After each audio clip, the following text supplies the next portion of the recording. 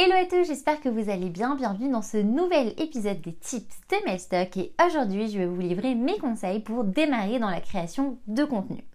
Et oui, lorsque vous vous lancez dans la création de contenu, il ne faut pas partir tête baissée, mais il faut vous poser les bonnes questions. Et je suis là pour vous aider. Si vous êtes nouveau sur la chaîne de Mailstock, Mailstock c'est la chaîne dédiée aux entrepreneurs où vous y trouverez les interviews de notre talk show, des conseils et des tips et plein de ressources pour développer votre business. C'est parti, let's go!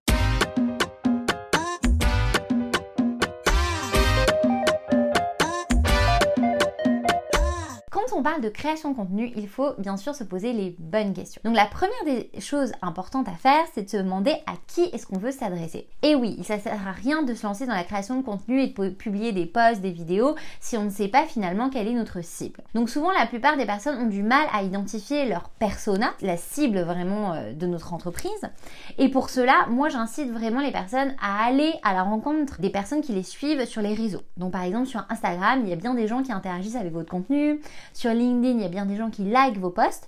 Donc, je vous invite à aller directement prendre contact avec ces gens-là et leur poser des questions sur qu'est-ce qui intéresse ces gens-là, pourquoi est-ce qu'ils vous suivent aujourd'hui, pourquoi ils ont liké cette publication en particulier et prenez un maximum d'informations. Faites-vous un fichier Excel où vous remplissez exactement toutes les réponses à ces questions-là et vous allez voir, vous allez trouver des points communs et vous allez pouvoir faire une fiche d'identité très précise de votre cible. Bien sûr, vous pouvez avoir plusieurs cibles. Si vous êtes une entreprise qui s'adressait à un client B2C et B2B, la cible sera différente et dans ces cas-là, faites deux cibles, donc deux fichiers différents. Une fois que vous connaissez votre cible et les personnes qui vont suivre votre contenu, il faut réfléchir sur quoi est-ce que vous allez communiquer.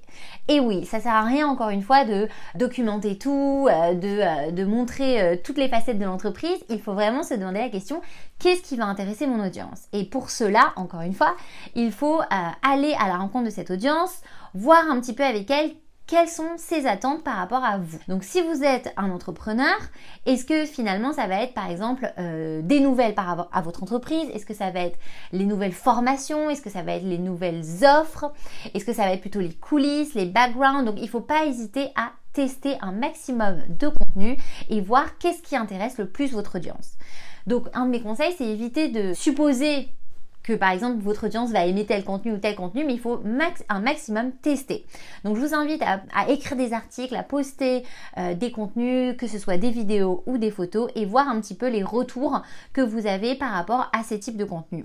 Si les gens interagissent, donc s'ils commentent, ils likent, ils repartagent notamment en story, c'est qu'ils ont aimé ces contenus et c'est ces contenus sur lesquels il faut que vous vous focalisiez pour en créer davantage. Je vois beaucoup trop d'entrepreneurs qui créent des contenus juste parce que ça leur plaît à eux, mais il n'y a aucun engagement, aucune interaction. Donc il faut arrêter de poster pour poster et il faut vraiment poster pour créer de l'engagement et pour que les personnes qui vous suivent puissent vraiment adhérer finalement à votre contenu et interagissent un maximum avec ce que vous publiez. Enfin, mon dernier conseil pour créer du contenu, c'est savoir définir ses objectifs. Et oui, quand on crée du contenu, souvent on publie des posts, on publie des vidéos, on connaît notre audience, mais on ne sait pas finalement quel est l'objectif derrière tout ça. À chaque fois que vous postez quelque chose, il faut que vous vous posiez la question, qu'est-ce que j'attends comme retour? Est-ce que c'est simplement, j'attends d'augmenter mes followers? Est-ce que je veux trouver de nouveaux clients? Est-ce que je veux juste gagner en visibilité? Bref, il faut que vos objectifs soient clairs parce que derrière, il faudra les mesurer. Donc, si vous avez fait une publication pour parler par exemple d'une nouvelle offre de votre entreprise, est-ce que les personnes ont cliqué éventuellement sur le lien que vous avez pu poster? Est-ce que vous avez pu voir si oui ou non ces personnes-là sont intéressées? Et donc, c'est comme ça, au fur et à mesure, que vous allez pouvoir améliorer la qualité de vos contenus. Donc voilà. Cette vidéo était très courte mais très importante parce que je pense que c'est très intéressant de se poser les bonnes questions avant de poster du contenu. Donc un petit récapitulatif, avant de se lancer dans la création de contenu, il faut définir sa cible, savoir sur quoi est-ce qu'on veut communiquer et se définir des objectifs. Une fois que vous aurez répondu à ces trois questions, vous allez pouvoir ensuite vraiment vous lancer dans la création de contenu et développer différents types de contenus. Et ce sera l'objet d'une prochaine vidéo.